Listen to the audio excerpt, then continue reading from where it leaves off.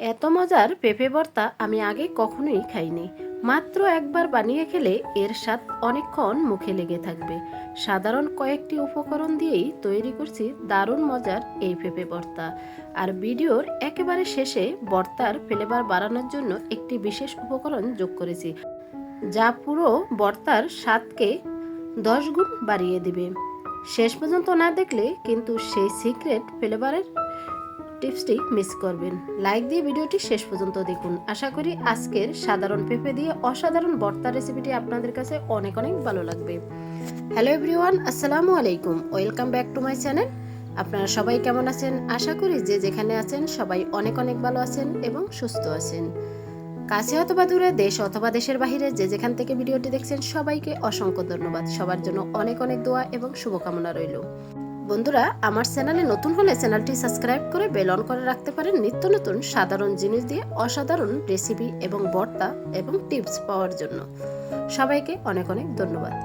আমি একটি পেঁপে নিয়েছি, আজকে একটি পেঁপে দিয়ে ভর্তাটা বানাবো। তাই পেঁপেটা আমি খোসা ছাড়িয়ে নিয়েছি, তারপর অফ ক্যামেরায় আমি ধুয়ে নিয়েছি এবং ভিতরের বিচিগুলো ফেলে দিয়েছি। এখন একদম পাতলা করে কেটে নিব।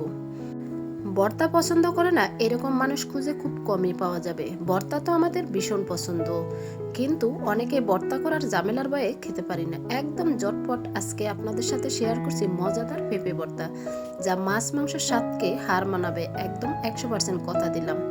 দুপুরে দোয়াটা গরম ভাতের সাথে এরকম মজাদার পেঁপে ভর্তা হলে আর অন্য কোনো তরকারির প্রয়োজনই হবে না। পেঁপেগুলো আমি এক এক করে কেটে নিয়েছি। এখন আমি 2 থেকে 3 বার পানি পাল্টিয়ে ধুয়ে নিব। যেহেতু পেঁপের অনেক কষ থাকে, তার জন্য কয়েকবার পানি পাল্টিয়ে ধুয়ে নিতে হবে।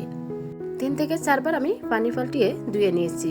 আর এই পেঁপেগুলো মাত্র 2 মিনিটে সিদ্ধ করার জন্য আমি প্রেসার কুকার নিয়েছি। প্রেসার কুকারে সবগুলো পেঁপে দিয়ে দিচ্ছি। তারপরে এখানে 1 গ্লাস পানি দিয়ে সিদ্ধ করতে দিব। 2টি সিটি দিলেই নামিয়ে নিব। আপনারা চাইলে প্রেসার কুকার ছাড়াও সিদ্ধ করে নিতে পারেন। আমি এই কাজটা দ্রুত করার জন্যই প্রেসার কুকারে সিদ্ধ দিয়ে নিচ্ছি। এখন ঢাকনা লাগিয়ে চুলায় দিয়ে আসছি। তারপরে আমি বাকি কাজগুলো করে নেব। ঠিক এইভাবে যদি পেঁপে ভর্তা খেয়ে না থাকেন তাহলে একবার হলেও বাসায় ট্রাই করতে পারেন। আশা করি অনেক অনেক ভালো লাগবে।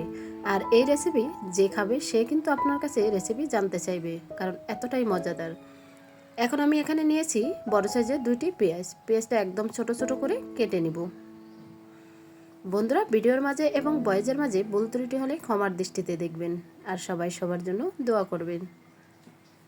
তো এক এক করে আমি 2টি পেঁয়াজই কেটে নিচ্ছি।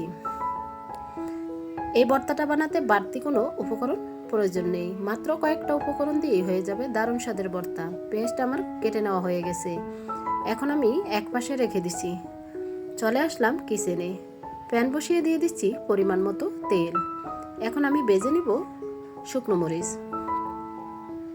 জালের পরিমাণটা আপনারা যে যেরকম পছন্দ করেন ঠিক সেরকমই মরিচটা নিয়ে নেবেন। আমি এখানে জালের পরিমাণটা একটু বেশি দেব, তার জন্য মরিচের পরিমাণটা বেশি নিয়েছি। এখন মরিচটা একদম ব্রাউন কালার করে ভেজে নিব। মরিচ ভাজা হয়ে গেছে। এখন তেল থেকে জড়িয়ে আমি একটা বাটিতে তুলে নিচ্ছি। এর ফাঁকে আমার পেঁপেও সিদ্ধ হয়ে গেছে।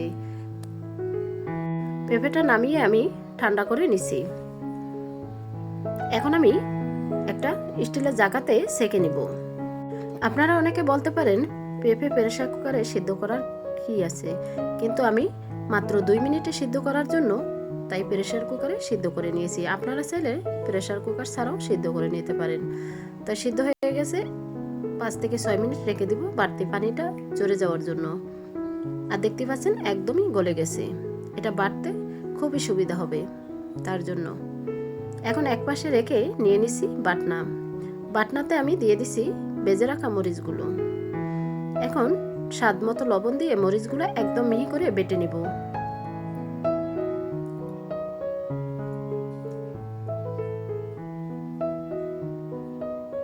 ভিডিওটি স্কিপ না করে শেষ পর্যন্ত দেখুন, কারণ স্টেপ বাই স্টেপ আজকের ভর্তা রেসিপিটি আপনাদের সাথে শেয়ার করছি। আশা করি অনেক অনেক ভালো লাগবে।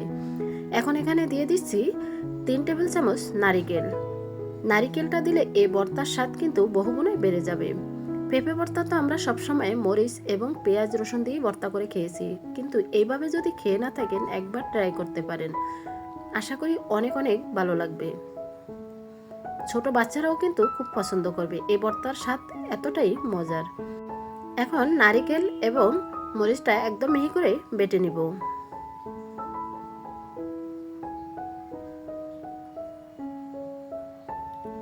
নারকেল এবং মরিচ বাটা হয়ে গেছে।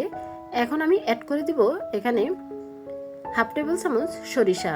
আপনারা চাইলে সাদা সরিষাটাও নিতে পারেন। এখানে আমি নিয়েছি কালো সরিষাটা। সরিষা আমি আগে থেকে ধুয়ে তারপর শুকিয়ে রেখেছি, কারণ আমি অনেক রকমের ভর্তাতে সরিষা ইউজ করি, বারবার যাতে ধোয়া না লাগে। সরিষাটা দিয়েও ভালো করে মিহি করে বেটে নেব। বাটা হয়ে গেছে। এখন আমি অ্যাড করে দিছি পেঁপেগুলো। পেঁপেটা তো একদমই নরম হয়ে গেছে, তাই বাটতেও সময় লাগে না, জাস্ট 1 মিনিটের মধ্যেই আমি বেটে নিচ্ছি।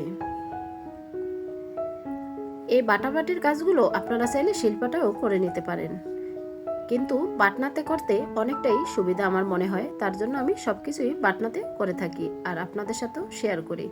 তো অনেক আপু ভাইয়ারা অনেক সুন্দর সুন্দর কমেন্ট করেন, তাই আপনাদের কমেন্টের জন্য অনেক অনেক ধন্যবাদ।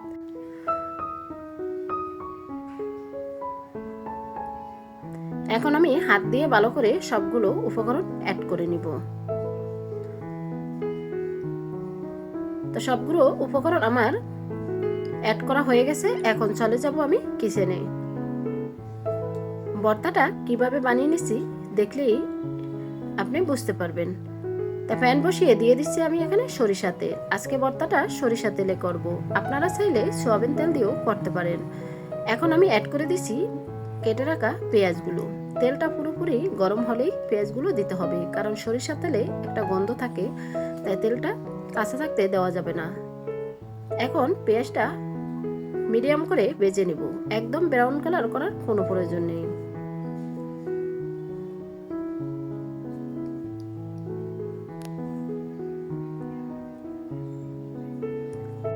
হালকা করে পেঁয়াজগুলো ভাজা হয়ে গেছে। এখন অ্যাড করে দিব বেটে রাখা পেঁপে। সবটুকু ঢেলে দিচ্ছি। এখানে কিন্তু পানি দেওয়ার কোনো প্রয়োজন নেই। এখন আমি ভালো করে কষিয়ে নিব। এখানে চুলা লো হিটে দিয়েই এই ভর্তাটা ঠিক এইভাবে অনবরত নেড়ে ছেড়ে নিতে হবে, যতক্ষণ পর্যন্ত কড়াই থেকে ছেড়ে না আসবে। এখন অ্যাড করে দিয়েছি এখানে সামান্য পরিমাণ হলুদের গুঁড়া কালারের জন্য। এটা সম্পূর্ণটাই অপশনাল, আপনারা চাইলে বাদ দিতে পারেন। এখন চুলা লো হিটে দিয়েই আমি অনবরত নেড়ে ছেড়ে নিচ্ছি। এই পেঁপের গায়ে কিন্তু অনেকটাই পানি রয়ে গেছে। এই পানিটা ঠিক যতক্ষণ শুকিয়ে না আসবে ঠিক ততক্ষণ পর্যন্ত নেড়ে ছেড়ে নিতে হবে। দেখতেই পাচ্ছেন আস্তে আস্তে কড়াইয়ের গায়ের থেকে ভর্তাটা ছেড়ে আসছে। আরও বেশ কিছুক্ষণ ধরে আমি এইভাবে নেড়ে ছেড়ে নিব। তারপরে আমি একটি বিশেষ জিনিস অ্যাড করব। এটা দিলে ভর্তার স্বাদ কিন্তু বহুগুণে বেড়ে যাবে। তাই বেশ কিছুক্ষণ পর ফিরে আসছি। দেখতেই পাচ্ছেন পুরোপুরি পানিটা শুকিয়ে গেছে, একদম কড়াইয়ের গায়ের থেকে উঠে আসছে। এখন আবারও 2 মিনিট নেড়ে ছেড়ে নিচ্ছি চুলার আঁচ বাড়িয়ে। আর ভর্তার কালার দেখে বুঝতে পারছেন কতটা লোভনীয় হয়েছে। আশা করছি আজকের এই সাধারণ পেঁপে দিয়ে অসাধারণ ভর্তা রেসিপিটি আপনাদের কাছে অনেক অনেক ভালো লাগছে। এখন আমি অ্যাড করে দিয়েছি ধনিয়া পাতা ফ্লেভারের জন্য। ধনিয়া পাতা যদি আপনাদের হাতের কাছে না থাকে তাহলে আপনারা ভাজা জিরার গুঁড়োটা অ্যাড করতে পারেন, কিন্তু এই ভর্তাতে জিরার থেকে ধনিয়া পাতা দিলে ফ্লেভারটা 10 গুণ বাড়িয়ে দেবে। আর এই ভর্তার স্বাদ কিন্তু কতটা মজার হবে সেটা আপনি নিজে একবার খেলে বুঝতে পারবেন। ধনিয়া পাতা দিয়ে বেশ কিছুক্ষণ ধরে আবারও নেড়ে ছেড়ে নিচ্ছি। তৈরি হয়ে গেল দারুণ স্বাদের ভর্তা রেসিপি। এখন আমি লেবু এবং পেঁয়াজ দিয়ে পরিবেশন করে নিব, তাই শেষ পর্যন্ত দেখে কমেন্টের মাধ্যমে মূল্যবান মতামত রাখবেন। আপনাদের একটি লাইক, একটি কমেন্ট, একটি শেয়ার আমাকে ভিডিও করার উৎসাহিত আরও বাড়িয়ে দিচ্ছে। আপনাদের সবাইকে অনেক অনেক ধন্যবাদ। ভর্তাটা পুরো রেডি হয়ে গেছে। এখন চুলা অফ করে আমি সম্পূর্ণ ভর্তাটা একটা প্লেটে তুলে নিচ্ছি। দেখতেই পাচ্ছেন বন্ধুরা কতটা লোভনীয় হয়েছে দারুণ স্বাদের পেঁপে ভর্তা। এখন আমি একটি চামচ দিয়ে কেটে দেখিয়ে দিচ্ছি। তারপরে আমি লেবু এবং শুকনো মরিচ পেঁয়াজ দিয়ে পরিবেশন করে নিব।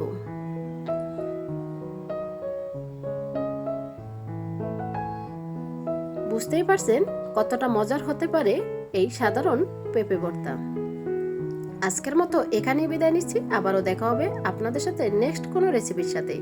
ততক্ষণে আপনারা সবাই অনেক অনেক ভালো থাকবেন, সুস্থ থাকবেন, নিজের খেয়াল রাখবেন, পরিবারের খেয়াল রাখবেন, সবাই সবার জন্য দোয়া করবেন। আসসালামু আলাইকুম, আল্লাহ হাফিজ।